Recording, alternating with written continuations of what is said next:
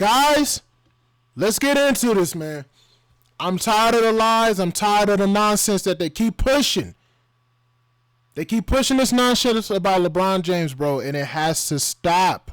We all know what's been coming up lately. The Lakers are ready to move off this clown. They've been ready. And now it's going to be stipulations, BS nonsense, and the NBA media is hiding it all from you. But I'm here to expose the nonsense. Like, comment, subscribe. This is part 2. Let's get into it. Then he's going to get less money. Because if you're the Lakers, well, why would I pay you $50-some million? I know for a fact there's nobody in the NBA that is willing to give you $50+ million because there's no one in the NBA that was prepared to sign you for just $50 million. Now, some of you might say, well, they of course there are teams out there that would sign LeBron to a 2-year, $100 million deal to give him $50 million. Okay, fine. Find them. Go. If I'm the Lakers, I'm telling LeBron, go find them for me because I'm going to keep it a being with you right now. My nigga, we don't want you on the team right now anyway. Not because you're not great, but because how much money you're making and Luka's making, we cannot fill out the rest of the roster. We just... Ding, ding, ding, ding, ding, ding, ding. Hello, is this thing on? That's the truth. Nobody in the NBA wants LeBron. And they definitely do not want him for $50 freaking million. But it's not about the $52 million. It's about the salary cap, which I'm going to break down right now. Just let me rewind this real quick. Find them for me because I'm going to keep it a being with you right now. My nigga, we don't want you on the team right now anyway. Not because we definitely do not. The old regime felt beholden to LeBron for I don't know why. I can't explain it. Maybe they didn't want to catch, shrapnel from the Clutch Sports agency. Or maybe they really just want that farewell tour. But from a basketball perspective, it made no sense to have LeBron James on your team. Oh, dude, you're tripping. He was second All-NBA. He got All-NBA second team. Shut up. That was cap. The only player who made an All-NBA team and had a negative plus minus. This man had a negative 54. That was lies and politics. Greasing somebody's palms. Trickery. Money laundering. Nonsense. It should have been illegal to give him that, especially over players like Triple J. That was BS. Find them. Go. If I'm the Lakers, I'm telling LeBron, go find them for me because I'm going to keep it a being with you right now. My nigga, we don't want you on the team right now anyway. Not because you're not great, but because how much money you're making and Luka's making, we cannot fill out the rest of the roster. And that's the lie that's always going to be told. Not because you're not great. Newsflash, guys. He's not great. That's what I want to explain right now. Let's go look. For example, let's look at the NBA salaries, right? Let's break this down. LeBron James making $52 million. He is right now the 13th highest paid player in the league. But more than that, let's look at the salary cap. The salary cap is $154 million. All right?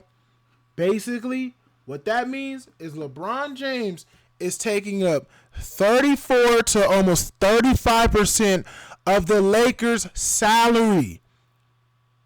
Let's not look at numbers, which is why I brought these numbers up.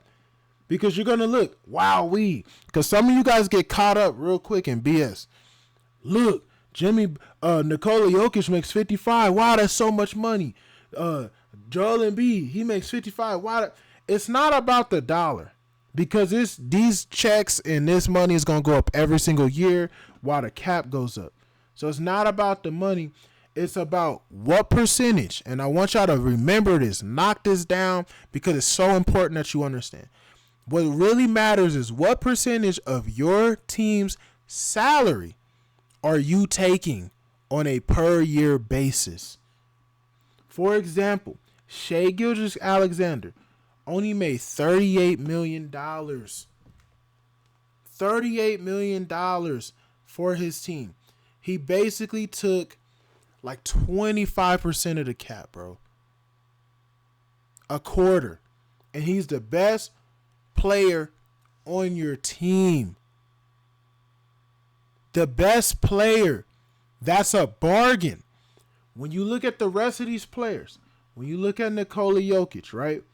Or Giannis Antetokounmpo, and Dame Lillard, because I mentioned him in the first part of this video. Dame Lillard was making $58 million. So there's a reason why the Bucks decided to waive and stretch him. Because he was essentially making almost 40% of the cap. It was like 39% of the cap. Is Dame Lillard, at any point, but mainly at this point in his career, giving you almost 40% of your team's production on a nightly basis and in the playoffs? Hell the fuck no. He's not. No disrespect to Dame and all these other players. That's what you call a bad contract. He's not giving you 40% of production. When you look at somebody like Anthony Davis, does he give his team about, because he's making 57.6, does he give his team 37%? Almost 38% of the team's production? No. Not really. Giannis Antetokounmpo absolutely is. He gives you more than that. Joel Embiid does not. Nikola Jokic absolutely does. The only person who's overpaid to a high degree, which is Steph Curry, $59 million. He's the highest paid player in the league. The only reason why I can't argue too much is because Steph Curry is a winner. He's basically the biggest winner of this last generation. So he will figure out ways to win if you put him in the right position. So I don't want you guys to sit here and complain about the money, but more about what you're getting paid compared to your production. When you look at this list, people like Bradley Beal are not giving you 34, 35% of the team's production. That is a horrendous contract, as well as Jimmy Butler's and Kevin Durant's. These are bad deals. When people complain about contracts and all of that shit, they're mainly complaining about how a hard cap, especially right now with the new CBA, you hard cap and destroy a team's ability to build and to create a championship caliber roster when you pay somebody more than what they are worth on the floor. We're not talking about marketing and jersey sales and tickets and all that other crap. We're talking about what are you giving me on the floor? And if you pay attention, Luka is 29% of the team's cap. He's worth that. Honestly, and more. He's worth that, though. And when you go back to Shai, 38 mil, like I said. Now let's get a little deeper. Let's break this down. Let's go to 2023 when the Nuggets won, right? Where is Nikola Jokic? Where's Nikola Jokic? Where's Nikola Jokic? Where's Nikola Jokic? You don't find him because he was the 32nd highest paid player. They sit here, right? 33 million. They sit here. And what the media does is say, the owners suck. They're not paying the players. They lost Bruce Brown. All this other clown shit. When in reality, these players, when they win these championships nowadays because of CBA, they're getting paid pennies compared to what they're producing. The truth is, most dynasties, most championship rosters, the best player didn't get paid the max. That's the truth about sports. Not just the NBA, but mostly sports. When you look at Tom Brady, we all know he took pay cuts. Tim Duncan, we all know he was taking pay cuts. When you look at the Shaq and Kobe teams, Shaq got paid, Kobe didn't. You have to have your team. Two people can't get the bag, but you have to have a team built around taking pay cuts for your legacy. If you care that much and you mentally are on that level of a tier 1 player, you got to sacrifice to get where you want to go. It's just the facts of life. Because not only did Nikola Jokic do it, basically everybody but Steph Curry has done it. Giannis, the Lakers, they weren't the number 1 best paid player in 2020. And that's just the gist of the truth. It's just what it is. So you can't sit here and pay everybody and sit here and market your teams, right? You can't sit here and market your teams. You can't pay everybody what they necessarily deserve. Because the truth is, if you could give all these players $100 million or whatever, sure, fine. I don't care. I'm not here counting your pockets, bruh. I'm counting how much you affect the team's salary. Why do I do this? Because, again, I like to explain to people. I watched the Lakers growing up. I watched the Lakers, bro. What that means is that I watch winners. I watch teams constantly get built. I paid attention to the ins and outs of what it took to win. And never could you overpay somebody and just walk into a championship and win. Unless that player was just so magnanimous. Which means that you didn't really overpay for them to begin with. Jordan could give you 50% of your team's production. So you could never consider him overpaid. It's just what it is. So when you look at these rosters, when you look at this team, when you look at the NBA as a whole, players who chase the bag, more power to you. Not hating, but what it tells me is that you're not interested in winning. And for the people who hit the comment section or think hard and say it shouldn't be both, it should be one or the other, this side or the third, listen, this is the real world that we're talking about. Not some fantasy, not some Disneyland. Before they signed a contract, before they got drafted to the NBA, this was the rules and this is what it was. Hard capped. Because why? Because if you don't do this, then teams with owners who are worth $200 billion, the Steve Ballmers, the LA Lakers now, they could just buy everyone. If you don't hard cap it, then I could just go get Kevin Durant. Let me say younger players. I can go get Jason Tatum, Shai Gilgeous-Alexander at the 2, Luka Doncic at the 1, freaking... Who's the power forward right now? Anthony Davis still, and then Giannis Antetokounmpo at the 5. I could just build that roster, and it wouldn't affect me none. I just had. How much do you need? You want to sign a 10-year, $700 million deal? Yeah, right now, let's do it. And all of them could get it because I'm worth $100 billion. This is a side project for me. But if you do that, right? One roster would be good.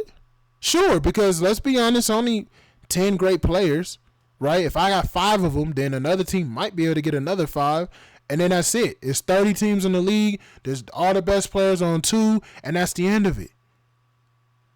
That'd be the end of it for decades. But since most people want to see a fair, balanced team, you can't get the bread like that. Let's be for real. Stop with the BS. And I'm just saying that to tell y'all the truth. Like, either you want a team to have a monopoly on the entire league, which is what would happen. Let's look at the Yankees for a while. But you either want a team to have a monopoly on the league, or you want the league to be fair and balanced, which means the players can't get all the money. So for people who sit here and say, chase the bag, those are losers. Those are losers. They'll win in life. Once they retire, nobody will know their name and they'll retire with their riches. The winners don't do that. They go down as historic with great legacies. Michael Jordan is a billionaire. He made way more money outside of the league than he did in the league. Now, if he was just chasing the bag while he was in the league, if all he did was chase the bag, then he wouldn't be Michael Jordan and he wouldn't be this big billionaire. Nobody would have fucked with his Jordans like that. Nobody would have fucked with his other business ventures. That's the truth. Now, when you segue this all back to LeBron James, and this is what I mean by exposing the truth, he's not worth $52 million because he doesn't give you 34% to 35% of a team's production. He just does not. He's not on that level. He hasn't been on that level since what, 2019, maybe 2018, honestly. That's the last time that you could seriously sit here and justify that to me. So when you guys ask yourselves, why the Lakers always sucked? Why haven't they been good enough? It's always because they need help here, they need help there, they need help. There's holes that needs to be fixed. No, dude. The truth is the best players are getting all the money, which means that they can't build the rest of the team around the rest of the players. When you are getting 35%, that means that every night, from a points production standpoint, the average team scores, 106 points a night? You need to account for 35% of that on a nightly basis. That's what that means. 35% of the team's points got to come from you. Then you got a Luka who going to get another contract extension. He going to get like 38%. So then 38% got to come from him. 35% got to come from you. The rest come from the others. So stop telling me Austin Reeves needs to step up. If he give you 10 points, that's what his contract basically saying he worth. 10, 15 points. Rui Hachimura, the same thing. If you're being real, these dudes are overproducing. If we're being honest, the role players are overproducing on a salary basis. See, y'all want stars. Y'all want, and I get it, the super team era where LeBron could have a monopoly and get Kevin Love and a Kyrie or a D Wade and a Bosh and you know, just everybody else, Ray Allen and all these other extra players who want to win. Stop. There's no other team doing that anyway. There's no other team doing that. Stop acting like you could just pull all these, because y'all want to sit here. Look. Let's be for real. Let's go to, for example, last year. Let's go to Jason Tatum. Where's Jaylen Brown? Jaylen Brown, sixth best player. $49 million, right? He gave you more production than LeBron James. Let's be for real. Why he didn't make an All-NBA team, I do not know. But he gave you more production last season, the season that just happened, than LeBron James, right? Let's look at, where's Jason Tatum? Somebody help me find Jason Tatum. The 39th most paid player. This is ridiculous, bro. Jason Tatum, the best player on that Celtics team, was the 39th highest paid player in the league. Doubling where LeBron was at 14. So if you have 14 plus 14, that's 28. Then you add another 10, another 11. That's crazy, bro. This is why the Celtics could sign Drew Holiday. It's why the Celtics could sign Kristaps Porzingis. They could afford to pay these guys because Tatum was getting less. It's the same thing that happened with Steph Curry when they went on that run in 2015 and 2016. They were able to underpay. They really paid Steph Curry what he was worth. Then he superseded expectations and became the best player in the league, basically. But you need shit like that. Now, if Jason Tatum was getting if he was, because he was in MVP conversations. So if he was a top 5 paid player, you're not having Drew Holiday and Kristaps on your team and Al Horford and Derek White. You just not. And he's going to get his bag. If we look at this season, I'm pretty sure he gets his bag. Now he's getting his bag, right? This year coming up, Jason Tatum is going to get his bag. We can all see that, right? 54 something million, which still ain't the highest paid player, but he's going to get his bag. But you want to know what else happened? There's no more Drew Holiday on this roster now, is it? I know a lot of this is for the Achilles tear, but there's no more Drew Holiday. There's no more Kristaps Porzingis. They had to gut that roster. They're letting Al Horford go. You see what I'm saying? So if you want to be great, if you want to chase greatness, you don't be Giannis. Don't be Giannis. Don't be the third highest or second highest paid player in the league. You want a championship? Don't force your team to trade for Damian Lillard when he's not good, when he's getting paid more than you and not going to produce more than you are. You can't be that guy. It is a CBA league now, which means we're going back to the 90s, baby. We're going back to the 90s. Since we're going back to the 90s, you have to really have to pay attention and realize it wasn't getting paid like that. Jordan wasn't even getting paid like that until like the second 3P. And he was way worth more than what they even began to pay him. And keep in mind, for all y'all who want to complain and bitch and moan and say this ain't fair for players like Bron and Chris and all these other players, keep in mind, LeBron James and Chris Paul are the ones who negotiated this new CBA to begin with. Them and Jaylen Brown. They negotiated this shit.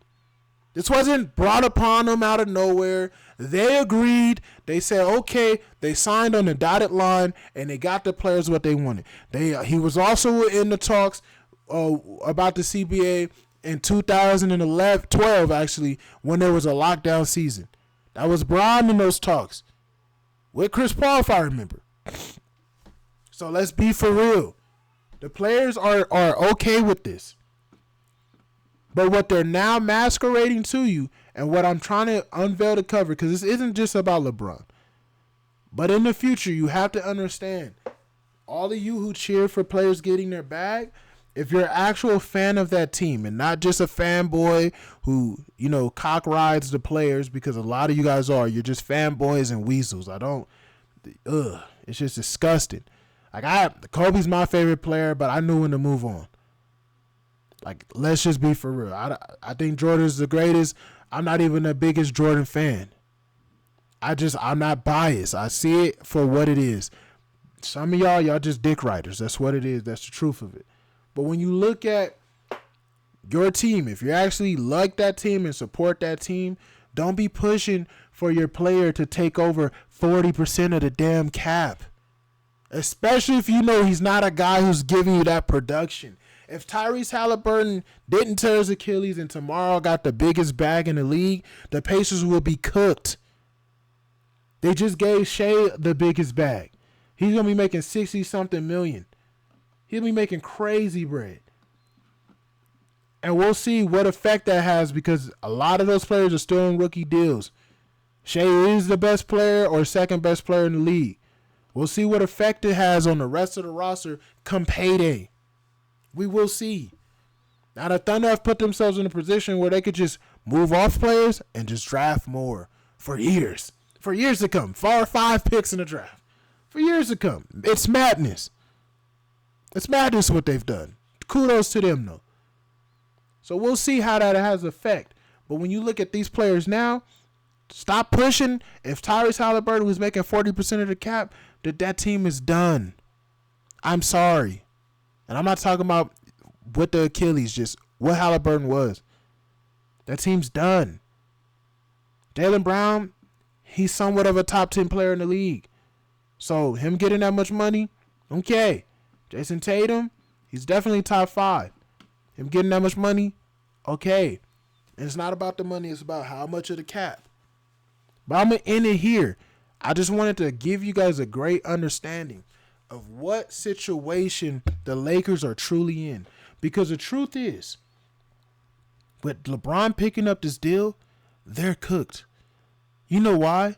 Because if we're being honest, LeBron really gives you, at most, 20% of a team's production. Like LeBron, outside of marketing purposes, if he signed a deal where he was getting $23 million a year, that's still a little too much, but that's right around what he should be getting paid.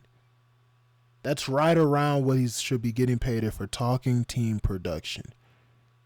And you know what else that would do? That would take the ball out of his freaking hands, which would then show you who LeBron really is. And that's ass. I've watched him. Like this dude said to begin the video, LeBron's been a Laker as much as he was a Cavalier that first run. So that should tell you. That should tell you right there. He's been a Laker so long. We've got to watch LeBron. I've also watched him that last stint with the Cavs. I just don't think he's all that, bro. Don't think he was all that, especially as a Laker, bro. He was ass, trash, garbage, and played no fucking defense. There's a reason why he was a minus 54 this year. And let me ask you guys this serious question, because I'm going to leave y'all with something real serious. If LeBron was that great today, because he's second team All NBA, if he was that great, truthfully, why wouldn't any team trade for him? Don't sit here and tell me it's because he's old and they don't know what to get, because he's only signing 1 to 2 year deals. It's not like, and he's so old you can't even give him a 5-year max extension anyway. It's against the CBA. You can give him 1 or 2 years. You telling me that no team in the NBA will make a move to give LeBron James a 1 to 2 year deal? You telling me no team would say next year I would give LeBron $52 million. He's totally worth it and would help our team win a championship. All that talk about the Cavs is nonsense too. It's just nonsense. Look,